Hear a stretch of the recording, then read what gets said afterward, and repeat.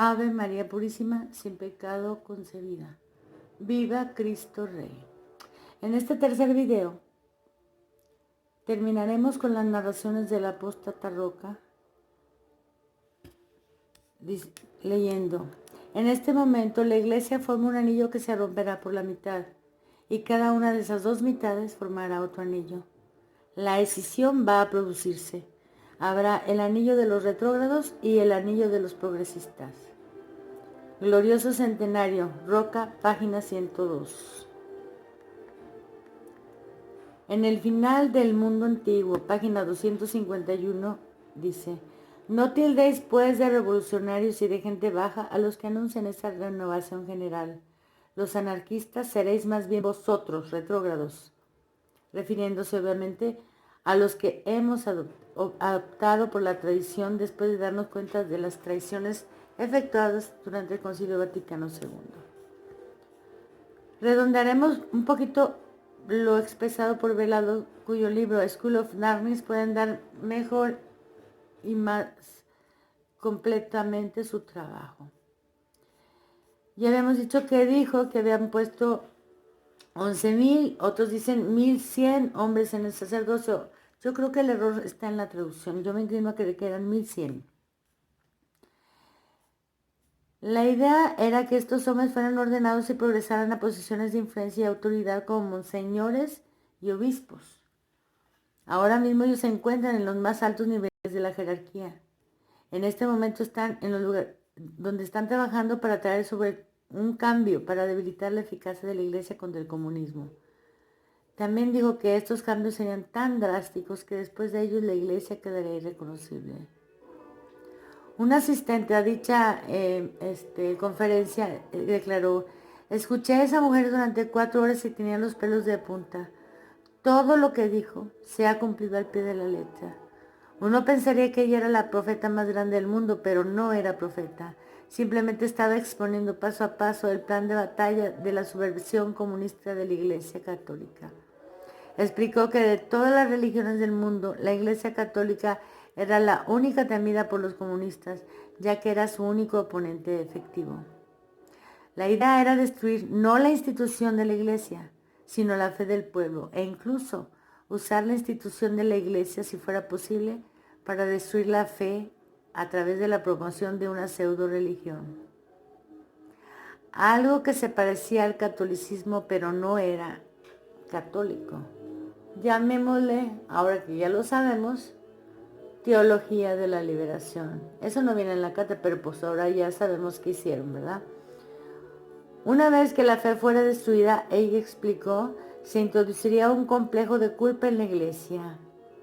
Etiquetar a la iglesia del pasado como opresiva, autoritaria, llena de prejuicios, arrogante, al pretender ser la única poseedora de la verdad y responsable de las divisiones de los cuerpos religiosos a lo largo de los siglos. Lo hemos escuchado una y otra vez, el pedido de perdón de los papas por la iglesia del pasado.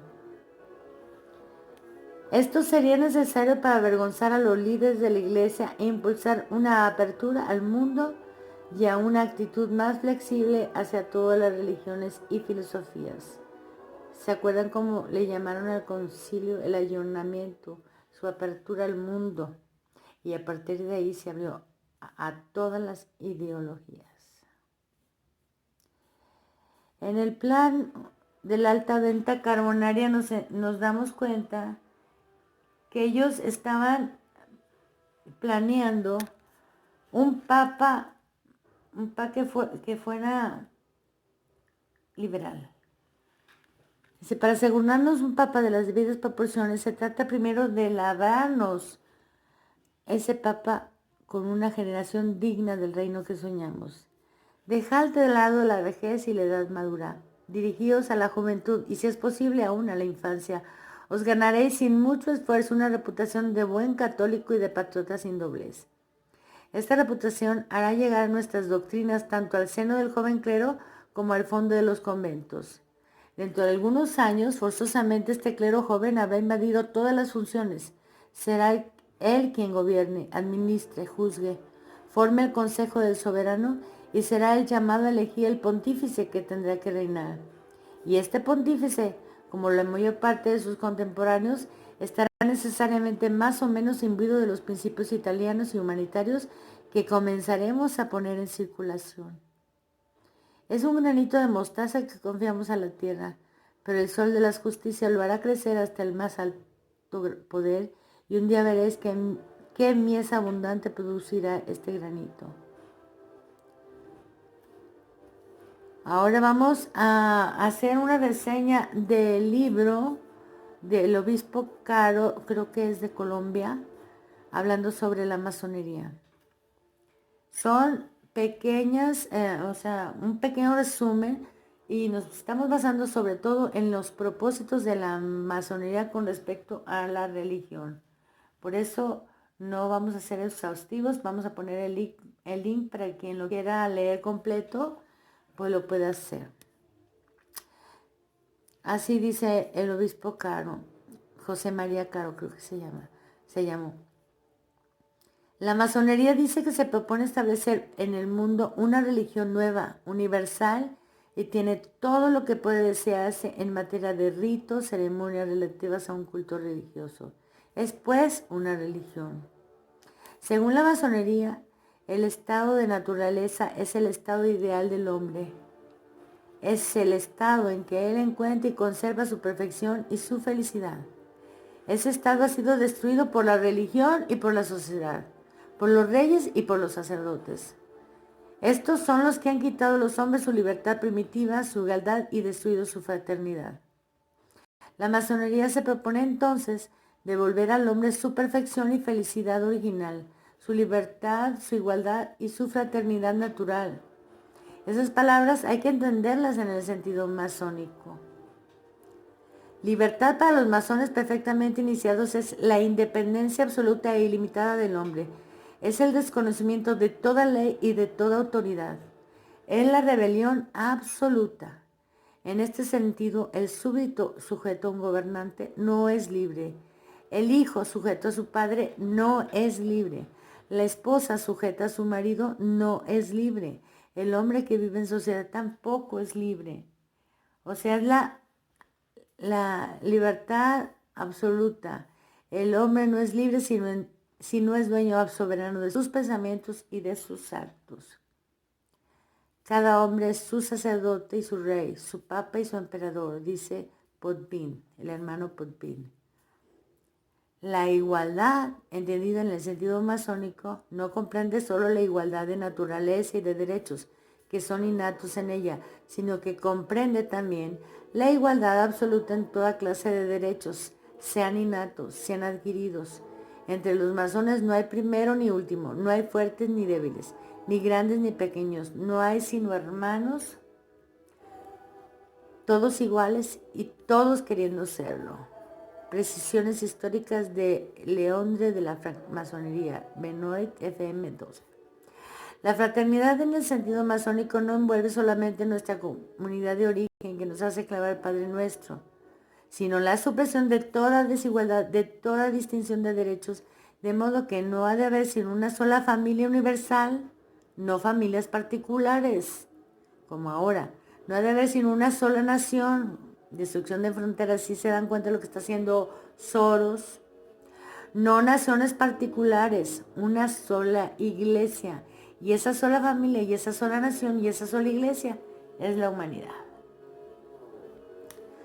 Además, para ciertos iniciados esa palabra fraternidad tiene otro sentido más secreto y abominable, como lo tenía la caridad para los antiguos gnósticos. Las costumbres licenciosas, la asociación para los placeres sensuales. Eso hizo decir al Papa Gregorio XVI en la encíclica en que condenaba la masonería que todo lo que ha habido de más sacrílego, blasfemo y vergonzoso en las herejías y en las sectas más criminales se ha juntado en las sociedades secretas como en una sentina universal de todas las infamias. Encíclica Miraribus. Se comprende desde luego contra qué se disciplina y se arma el ejército de la masonería. La sociedad civil, con la autoridad que sostiene y gobierna, la sociedad religiosa, especialmente la Iglesia Católica, que es el baluarte más firme opuesto a la destrucción de las creencias cristianas. Y la familia, sobre todo la familia cristiana, que es el centro de virtud, bueno, debería ser el centro de virtud opuesto a la licencia de costumbres. Tiene a la propiedad privada también, opuesta también a la igualdad y fraternidad masónicas. Entonces, la masonería está en contra de esos baluartes. La familia, la religión, la propiedad privada y la sociedad. ¿Cuál es el objeto del culto masónico? ¿Cuál es el Dios que adora la religión de la nueva y universal masonería? ¿Es Dios el supremo arquitecto del universo, como lo han llamado? ¿Es la naturaleza con la cual muchos identifican a ese Dios? ¿Es el hombre en el cual se realiza con mayor perfección esa identidad? ¿Es el sol como símbolo más perfecto del poder de la naturaleza? ¿Es Satanás, teniendo por los masones como el Dios bueno? Todo eso es, pero eso no lo saben todos ni lo practican todos conscientemente. Asegura a los que se procura conquistar que en la masonería no se trata de política ni de religión, que no hay ataque a ninguna religión, mucho menos a la religión cristiana, que se rinde adoración a Dios, gran arquitecto del universo, y que hay muchos personajes, aún religiosos, obispos y papas, que han pertenecido a la masonería, que Pío IX fue masón, que León XIII también lo fue, que se jura sobre la Biblia, que está en los estatutos o constituciones de la masonería, la fe en Dios y en nuestro Señor Jesucristo, etcétera, etcétera. Así se atraen a los adeptos. Se nombran personajes conocidos y respetables que son masones, aun cuando ellos sean tan falsos como cuando se dice que Pío IX o León XIII fueron masones. Si hay algún hombre de gran reputación por su mérito, haced creer que es uno de los nuestros. Era una de las recomendaciones de Adam Weishaupt. Las alabanzas dadas a la Biblia nada significan en los labios de los masones, desde que para la masonería la Biblia es solo uno de los libros de divina revelación, con todos los cuales el Corán, los Vedas y demás libros religiosos de los paganos está a la altura. O sea, entiendan, todo eso es para que se den cuenta que todo lo que se fraguó en el Vaticano está contenido ya en estas lecturas que estamos dando. Por eso esas reuniones de Asís tienen que ver con esto que estamos leyendo. Hemos mostrado, dicen ellos, cómo los textos son sacados de su significación cristiana por la supresión del nombre de Cristo. Hemos visto con qué absurdos es rechazada la autenticidad de la Biblia. La Biblia y el Evangelio de San Juan en especial no son admitidos en la orden de San Juan como libros del Antiguo y Nuevo Testamento, sino que los libros santos son considerados allí únicamente como un conjunto ciertamente precioso de documentos históricos sobre los misterios y su explicación. Cristo mismo no es sino el gran maestre de la orden, que ilumina con una luz perfecta. Él no es sino símbolo de lo que la razón natural nos enseña sobre el nacimiento, muerte y resurrección. No es sino el logos simbolizado. Ecet 1:156. Con que ya saben los lectores masones, especialmente los protestantes de buena fe, lo que significa la presencia de la Biblia en la logia, sobre la cual juran ellos. ¿La presencia de la cruz tendrá acaso mejor suerte? No, por cierto. Al símbolo cristiano del sacrificio y del dolor se le ha dado el sentido de placer carnal, sobre todo cuando se junta con la rosa, símbolo de la caridad que en sentido masónico significa la condescendencia sensual. Benoit, FM 1:27. La inscripción de la cruz INRI tiene también un sentido sensual encerrado en el dicho latino igne natura renovatur integra. Por el fuego la naturaleza se renueva íntegra. Ese fuego es el sol, es la concupiscencia en último término. Benoit FM 271.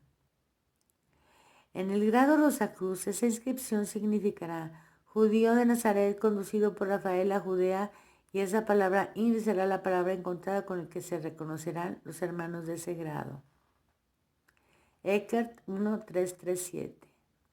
Al culto del sol y detrás de él al de la naturaleza se refiere el celebrar las fiestas de la masonería en los solsticios de verano y de invierno por la fiesta de San Juan Bautista y de San Juan Evangelista.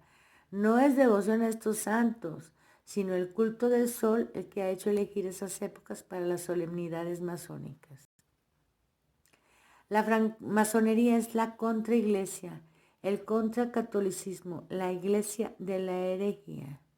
El catolicismo en la masonería, el catolicismo, nosotros los masones debemos perseguir su demolición definitiva. Boletín del Gran Oriente de Francia, septiembre 1885. Un memorándum del Supremo Consejo confirmaba estas declaraciones con la siguiente nota. La lucha empeñada entre el catolicismo y la masonería es guerra a muerte, sin tregua y sin cuartel. En 1902, el hermano Delpech, en su discurso pronunciado en el banquete oficial, decía, entre otras cosas, lo siguiente: el triunfo del Galileo ha durado 20 siglos. Muere a su vez la Iglesia romana, fundada sobre el mito del Galileo. Ha comenzado a decaer rápidamente el día en que se ha constituido la asociación masónica. Desde el punto de vista político, los masones han variado con frecuencia, pero en todo, para combatir mejor al catolicismo. La masonería inventó la distinción entre el clericalismo y catolicismo, haciendo alarde de respetar al catolicismo y de combatir únicamente el clericalismo.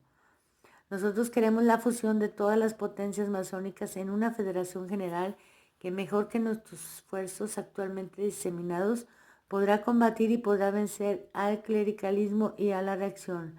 La distinción entre catolicismo y clericalismo es puramente oficial, sutil para las necesidades de la tribuna, pero aquí en la logia, digámoslo en voz alta, en favor de la verdad. El catolicismo y el clericalismo no son sino una misma cosa. Así que cuando nuestro flamante Bergoglio habla de clericalismo, ya sabemos de qué está hablando. Koch, entonces serenísimo gran maestro, dijo en su brindis: nuestros hermanos de Francia, como nosotros mismos en Bélgica, deben luchar contra la Iglesia romana para guardar la libertad de pensar según su conciencia.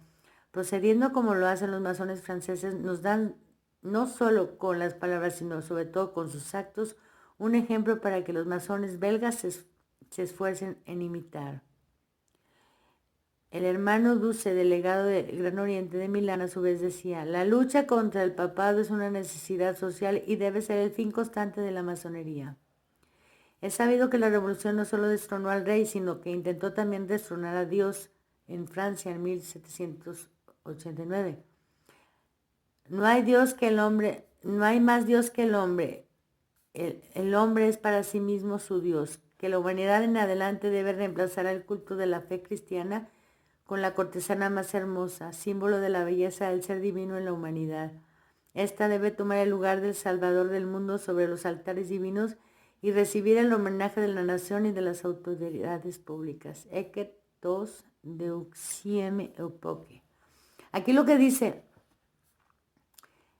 que la humanidad en adelante debe reemplazar el culto de la fe cristiana con la cortesana más hermosa, o sea, cortesana, una prostituta, símbolo de la belleza del ser divino. Hay nada más para que se echen un trompo a la uña. El objeto del culto masónico, el gran arquitecto, la naturaleza, ahora le llaman Pachamama porque les gusta ser vulgares, les gusta ser ordinarios, les gusta burlarse de los católicos y darse cuenta de cuán dormidos y ciegos están. En cuanto al culto de la naturaleza, dice Pike, hay un ateísmo meramente formal que es la negación de Dios en los términos, pero no en la realidad. Un hombre dice: no hay Dios, esto es, no hay Dios que se origine a sí mismo o que nunca fue originado, sino que siempre fue y ha sido, que es la causa de la existencia, que es la mente y la providencia del universo, y por tanto el orden, la belleza y la armonía del mundo, de la materia y de la mente no indican ningún plano propósito de divinidad. Pero él dice: la naturaleza significado con esta palabra, la suma total de la existencia. Eso es poderoso, sabio, activo y bueno. La naturaleza se originó a sí misma, o sea, siempre fue y ha sido la causa de su propia existencia, la mente del universo y de la providencia de sí misma. Claramente hay un plan y propósito donde se producen el orden, la belleza y la armonía, pero esto es el plan y propósito de la naturaleza. Aquí vemos la negación absoluta de Dios y ya ven como y la madre naturaleza y la fuerza de la naturaleza y los hijos de... Todo es naturaleza, ya, Dios ya no. O sea, y eso está constantemente aún en los labios de nuestros hijos. Si admiten las cualidades de Dios y se afirma que existe y es un mero cambio de nombre al llamar al poseedor estas cualidades, naturaleza y no Dios. El culto de Lucifer no es tan misterioso que no haya llegado a oídos de los que se han preocupado de la masonería. En la iniciación del grado de caballero de la serpiente de bronce, se adora a la serpiente infernal, enemiga de Adonai, amiga de los hombres, que con su triunfo hará volver a los hombres al Edén. En el 20º grado, el presidente dice que no se inicia el nombre sagrado de Lucifer, dice al que se inicia, en el nombre sagrado de Lucifer, desarraigado, perdón. En el 20º grado, el presidente dice al que se inicia, en el nombre sagrado de Lucifer, desarraigad el oscurantismo. Cuenta Mariota que Albert Pike había decretado que al dios de la masonería no se debía dar sino el nombre inefable de Lucifer, mientras que Lemmy, satanista rabioso, quería que el dios de las traslogias fuese invocado y evocado únicamente con el santísimo nombre de Satán, Ave María Purísima, y que para irritar a Pike, que se obstinaba en hacer cantar a los banquetes paládicos, no va a repetir lo que dice, Lemmy pidió a su amigo Joseph Carducci que compusiera el himno a Satanás, el cual lo hizo. Aquí voy a hacer un breve paréntesis para citar a Juan Pablo I, el Papa de la Sonrisa, que solo duró 33 días en el gobierno de la Iglesia y que algunos aseguran fue asesinado, pues en esos 33 días se atrevió a elogiar al tal Carducci mencionado arriba. Voy a darles el link para que ustedes puedan buscarlo en Vatican o busquen en Google. Juan Pablo I elogia a Carducci. No lo voy a leer porque no tiene caso. Ustedes lo pueden encontrar. Ahora vamos a continuar con las cartas de Bugnini a su gran maestre. Bugnini y 6 protestantes fueron los ejecutores de los cambios en la misa para desacralizarla. Por favor, ya los sacerdotes que se creen católicos dejen de llevar a cabo este rito creado en las logias masónicas. Y ustedes fieles que conocen este dato, exijan la misa católica. Estas 2 cartas comprometedoras fueron publicadas en la revista italiana 30 Giorni. El contenido de las cuales es este. Querido Juan, el nombre de Bugnini en las logias masónicas era Buan. Eso también salió en la lista Pecorelli. Los que no sepan de qué se trata cuando hablo de la lista Pecorelli, busquen en Google lista de Mino Pecorelli, van a enterarse de todo esto. Querido Juan, comunicamos el encargo que el Consejo de los Hermanos estableció para ti. De acuerdo al Gran Maestro y los príncipes asistentes al trono, te obligamos a difundir la descristianización de los ritos y de las lenguas y a poner a los sacerdotes, obispos y cardenales unos contra otros. La Babel lingüística y ritual será nuestra victoria. Con la unidad lingüística y ritual fue la fuerza de la Iglesia. Todo debe acontecer en el plazo de 10 años. Carta a Aníbal Bugnini, 14 de junio de 1964. Obviamente es un resumen, hay más, pero esto es lo que estoy leyendo apenas. Gran maestro incomparable, responde Bugnini a su maestro. La desacralización prosigue rápidamente. Fue publicada otra instrucción que entró en vigor el día 29 de junio próximo pasado y ya podemos cantar victoria, porque la lengua vulgar es soberana en toda la liturgia, inclusive en las partes esenciales. Fue dada máxima libertad de escoger entre los distintos formularios a la creatividad y al caos. En resumen, con ese documento creo haber diseminado el principio del máximo libertinaje según vuestras disposiciones. Luché duramente contra mis enemigos de la congregación para ritos y tuve que recurrir a toda mi astucia para que el Papa lo aprobase. Por suerte, encontramos el apoyo de los amigos y hermanos del Universal Laos, que son fieles. Agradezco por la suma enviada y esperando veros en breve, os abrazo. Vuestro hermano Juan. Carta de Aníbal Bunini al Gran Maestre del Gran Oriente de Italia, 2 de julio de 1967. En los años 60, época que tuvo lugar este curioso intercambio epistolar, el Gran Maestro del Goy era Giordano Gamberini y fue expulsado del Goy en 1986 por sus vínculos con la P2. Mientras que Lino Salmini era miembro del Supremo Consejo del Rito Escocés Antiguo y aceptado del Goy. El estilo de las cartas parecerá demasiado directo y grosero. Nos recuerdan a alguien que está ahorita sentado en el trono de Pedro, ¿verdad? Pero así son estos. Pero así era Bugnini, era reconocido por su carácter autoritario y pedante, y sumado a que el contenido se reflejó en los hechos posteriores, se colige su veracidad. Escuchemos las palabras de nuestro Papa, Su Santidad Pío XII, que nos dijo: ha llegado el tiempo, amados hijos, ha llegado ya el tiempo de realizar los pasos definitivos. Es el momento de sacudir el funesto letargo. Es la hora de que todos los buenos, todos los que se preocupan de los destinos del mundo, se unan y aprieten sus filas. Es el momento de repetir con el apóstol: es hora de despertar del sueño porque está cerca nuestra salvación. No lamento sino acción. Es el precepto de la hora presente. No lamento sobre lo que es o lo que fue, sino reconstrucción de lo que surgirá y debe surgir para bien de la sociedad y para bien de nuestras almas, para gloria de Dios. ¡Viva Cristo Rey!